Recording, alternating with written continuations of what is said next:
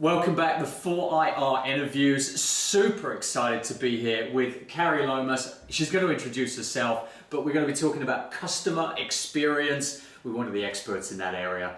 Carrie, welcome. Thank you very much. Please tell us all about you.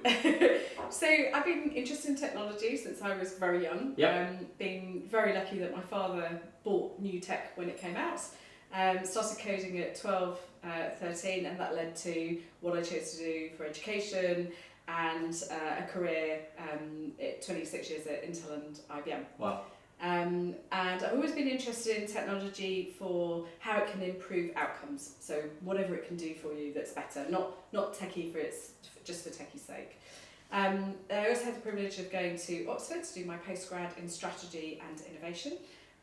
Which if you've not done any education like that, I can highly recommend it. It's amazing the people that you're with, as well as the professors. And I learnt a lot from a different perspective.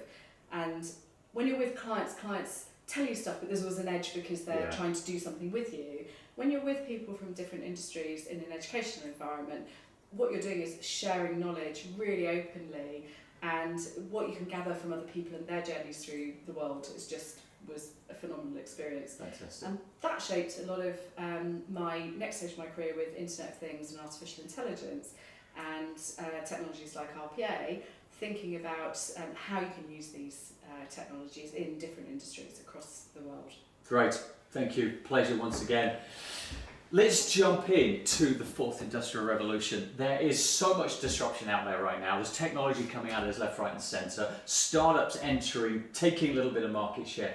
What does the fourth industrial revolution mean to you, and how are you adapting to be part of that revolution? I think I've been really lucky because I've always worked in the technical area. When I said I worked for Intel, people think about PCs, but actually almost my entire career was spent in what was called embedded technology, so anything that's not a PC. So it might be technology for healthcare, it might be technology in the industrial world, or one of my favourites is retail, the retail environment.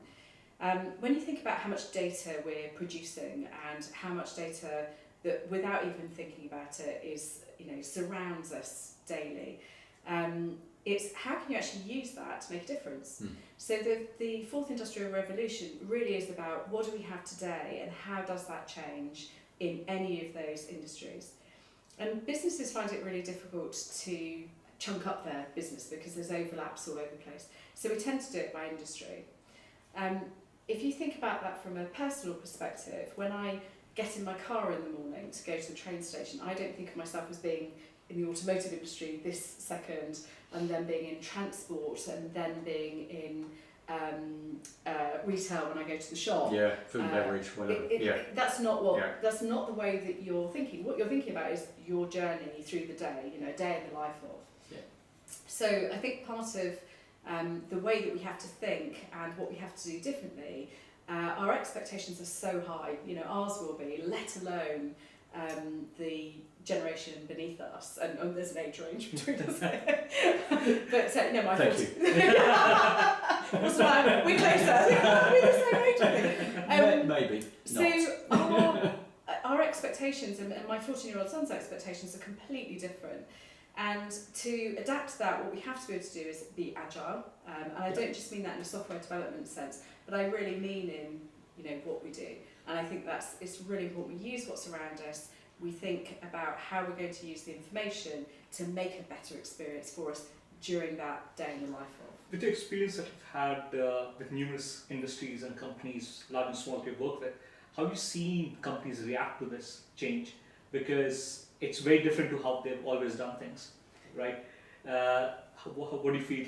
What's your experience been with companies adopting this? So one of the most important books in my life is Geoffrey Moore's Crossing the Chasm, because you will always get early adopters, innovators first and then early adopters. And then you've got to cross this chasm, which actually is sort of in the middle of or towards the end of the early adopters. And so some people will go first. The really difficult thing about the mainstream users for technology and the companies that have got to change in what they're doing is they want to know how it's being done and they want the proof of the evidence, and actually the early adopters don't need to share that because they're quite happy doing it. So I think that you'll always get that span of people that are there, ready to go, how can we use this so that instead of being disrupted, we are disrupting ourselves taking advantage, and there's others that will wait and see how technology plays out. I mean, my experience has been from, because I've been looking to fourth industrial revolution for almost 2 years now, and it's been very interesting to see different perspectives. But the biggest thing that I've personally seen is larger companies are still trying to identify the first steps, where smaller companies who are able to, or startups, are able to just go in with those, adopt those technologies, actually apply that. Do you see a similar trend with different industries that you work with? I think industry to industry is different as well. Industries like financial services tend to go very quickly, so they'll put money into it and they can figure out very quickly how to do it. There are other industries where the margins are smaller, like retail, that really do need to see what the returns are going to be before they do it. But again, it comes back to that, you know, the early adopters and how they're working. Of course, small companies can make decisions to move really quickly, and I think it depends whether they're developing things for customers or whether they are customers themselves for that. And their challenge is then the funding. So they would have to have the funding to be able to do that, which large companies typically have. I think not just in the UK but across the world, there's lots of innovation funds to help companies with that as well. And I think that's a great leveler, and software's a great leveler because anyone really can have an amazing team that can code. Fantastic. Thank you.